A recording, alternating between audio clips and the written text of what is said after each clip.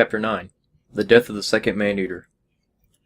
It must not be imagined that with the death of this lion our troubles at Tsavo were at an end. His companion was still at large, and very soon began to make us unpleasantly aware of the fact. Only a few nights elapsed before he made an attempt to get at the permanent way inspector, climbing up the steps of his bungalow and prowling around the veranda.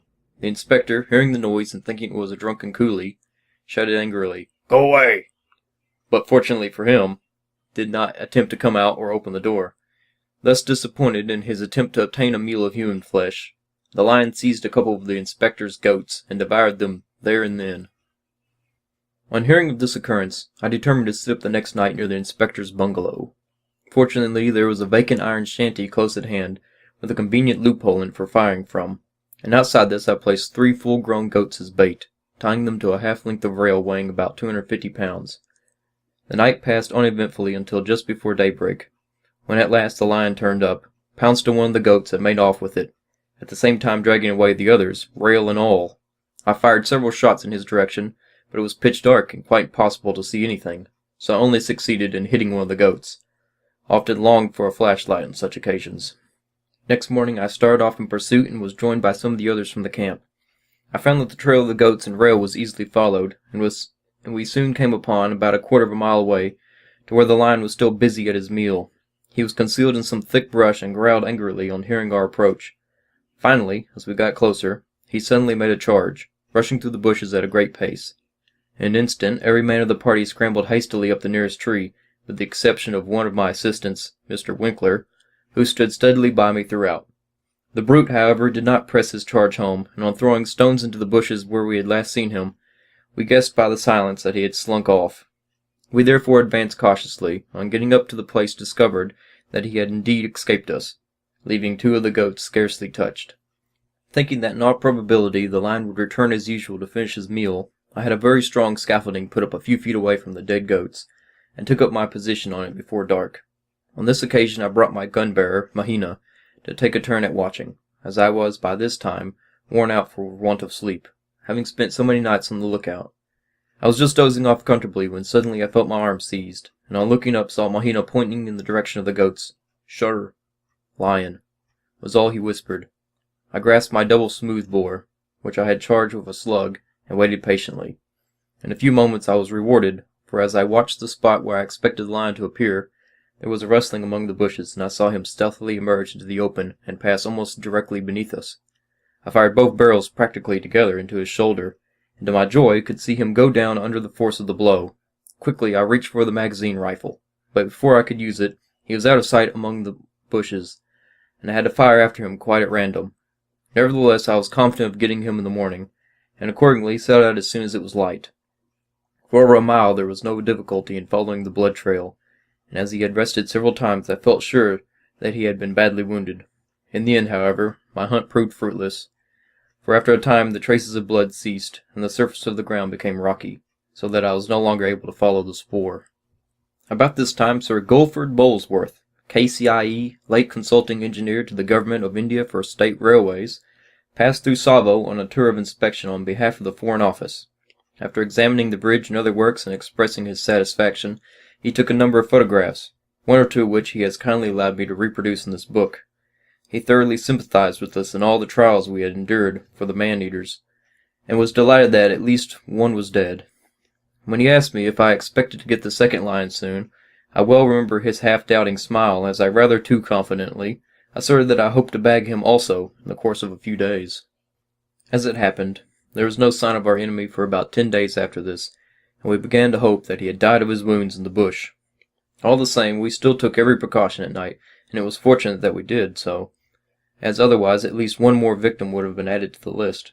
For on the night of December 27th, I was suddenly aroused by terrified shouts from my trolleyman, who slept in a tree close outside my boma, to the effect that a lion was trying to get at them. It would have been madness to have gone out, as the moon was hidden by dense clouds and it was absolutely impossible to see anything more than a yard in front of us, so all I could do was fire off a few rounds just to frighten the brute away. This apparently had the desired effect, for the men were no further molested that night, but the man-eater had evidently prowled about for some time, for we found in the morning that he had gone right into every one of the tents, and round the tree was a regular ring of footmarks. The following evening I took up my position in this same tree, in the hope that he would make another attempt. The night began badly, as while climbing up to my perch, I very nearly put my hand on a venomous snake, which was lying coiled around one of the branches. As may be imagined, I came down again very quickly, but one of my men managed to dispatch it with a long pole. Fortunately, the night was clear and cloudless, and the moon made everything almost as bright as day. I kept watch until about 2 a.m., when I roused Mahina to take his turn. For about an hour I slept peacefully with my back to the tree, and then woke suddenly with an uncanny feeling that something was wrong. Mahina, however, was on the alert, and had seen nothing, and although I looked carefully round us on all sides, I too could discover nothing unusual. Only half satisfied, I was about to lie back down again, when I fancied I saw something move a little way off among the low bushes. On gazing intently at the spot for a few seconds, I found I was not mistaken. It was the man-eater, cautiously stalking us. The ground was fairly open round our tree, with only a small bush every here and there, and from our position it was a most fascinating sight to watch this great brute stealing stealthily round us, taking advantage of every bit of cover as he could. His skill showed that he was an old hand at the terrible game of man-hunting, so I determined to run no undue risk of losing him this time. I accordingly waited until he got quite close, about 20 yards away, then fired my .303 at his chest. I heard the bullet strike him, but unfortunately it had no knockdown effect, for with a fierce growl he turned and made off with great long bounds. Before he disappeared from sight, however, I managed to have 3 more shots at him from a magazine rifle, and another growl told me that the last of these had also taken effect. We waited daylight with impatience, and at the first glimmer of dawn we set out to hunt him down. I took a native tracker with me, so that I was free to keep a good lookout, while Mahina followed immediately behind with a Martini carbine. Splashes of blood being plentiful, we were able to get along quickly, and we had not proceeded more than a quarter of a mile through the jungle when suddenly a fierce warning growl was heard right in front of us. Looking cautiously through the bushes, I could see the man-eater glaring out in our direction, and showing his tusk in an angry snarl. I at once took careful aim and fired. Instantly he sprang out and made a most determined charge down on us. I fired again and knocked him over, but in a second he was up once more, and coming for me as fast as he could in his crippled condition. A third shot had no apparent effect, so I put out my hand for the Martini, hoping to stop him with it. To my dismay, however, it was not there. The terror of the sudden charge had proved too much for Mahina, and both he and the carbine were by this time well on their way up a tree. In the circumstances there was nothing to do but follow suit, which I did without loss of time, and but for the fact that one of my shots had broken a hind leg, the brute would most certainly have had me. Even as it was, I had barely time to swing myself up out of his reach before he arrived at the foot of the tree. When the lion found he was too late, he started to limp back to the thicket, but by this time I had seized the carbine from Mahina, and the first shot I fired from it seemed to give him his quietus, for he fell over and lay motionless.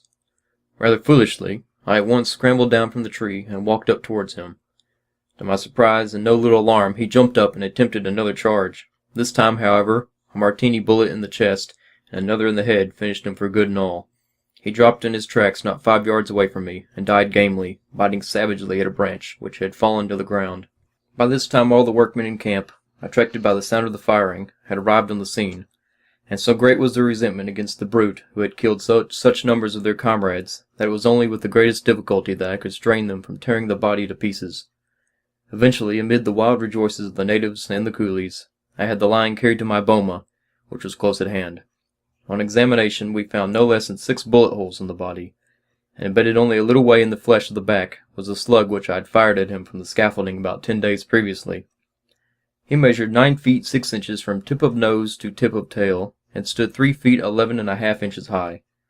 But, as in the case of his companion, the skin was disfigured by being deeply scored all over by the boma thorns. The news of the death of the second devil soon spread far and wide over the country, and natives actually traveled from up and down the line to have a look at my trophies and at the devil killer, as they called me. Best of all, the coolies who had absconded came flocking back to Tsavo, and much to my relief work was resumed, and we were never again troubled by man-eaters.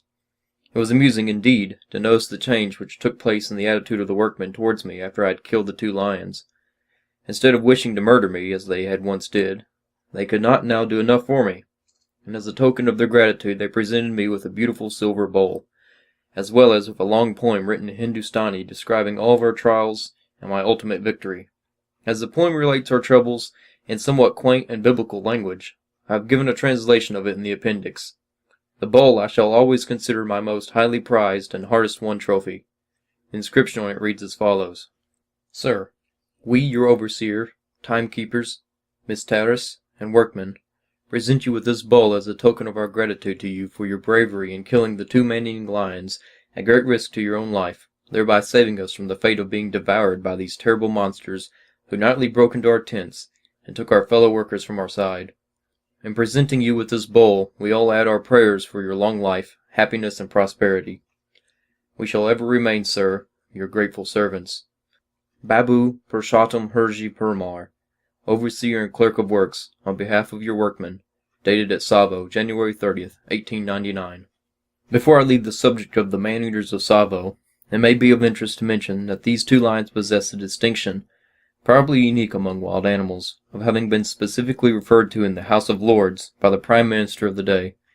Speaking of the difficulties which had been encountered in the construction of the Ugandan railway, the late Lord Salisbury said, "The whole of the works were put to a stop for 3 weeks because a party of man-eating lions appeared in the locality and conceived a most unfortunate taste for our porters. At last the laborers entirely declined to go on unless they were guarded by an iron entrenchment. Of course, it is difficult to work a railway under these conditions, and until we found enthusiastic sportsmen to get rid of these lions, our enterprise was seriously hindered." Also, the Spectator of March 3rd, 1900 had an article entitled, "The Lions That Stopped the Railway," from which the following extracts are taken. The parallel to the story of the lions, which stopped the rebuilding of Samaria, must occur to everyone, and if the Samaritans had quarter as good cause for their fears as had the railway coolies, their wish to propitiate the local deities is easily understood. If the whole body of lion anecdote, for the days of the Assyrian kings to the last year of the 19th century, were collated and brought together, it will not equal in tragedy or atrocity, in savageness or in sheer insolent contempt for man, armed or unarmed, white or black, the story of these 2 beasts. To what a distance the whole story carries us back, and how impossible it becomes to account for the survival of primitive man against this kind of foe. For fire, which has hitherto been regarded as his main safeguard against the carnivore, these cared nothing. It is curious that the Tsavo lions were not killed by poison, for strychnine is easily used and with effect. I may mention that poison was tried, but without effect. The poisoned carcass of transport animals, which had died from the bite of the tsetse fly, were placed in likely spots, but the wily man-eaters would not touch them, and much preferred live men to dead donkeys. Poison may have been used early in this history of man, for its powers are employed in the strange skill by the men in the tropical forests both in America and West Central Africa. But there is no evidence that the old inhabitants of Europe, or of Assyria or Asia Minor, ever killed lions or wolves by this means. They looked to the king or chief, or some champion, to kill these monsters for them. It was not the sport, but the duty of kings, and was in itself a title to be ruler of men. Theseus, who cleared the roads of beasts and robbers, Hercules, the lion killer, St. George, the dragon slayer, and all the rest of their class, owed to their everlasting fame. From the story of the Tsavo River, we can appreciate their service to man, even at this distance of time. When the jungle twinkled with hundreds of lamps, as the shout went on from camp to camp that the first lion was dead, as the hurrying crowds fell prostrate in the midnight forest, laying their heads at his feet, and the Africans danced savage and ceremonial dances of thanksgiving, Mr. Patterson must have realized in no common way what it was to have been a hero, and delivered in the days when man was not yet undisputed lords of creation, and might pass at any moment under the savage dominion of the beasts. Well had the 2 man-eaters earned all this fame. They had devoured between them no less than 28 Indian coolies, in addition to scores of unfortunate African natives of whom no official record was kept.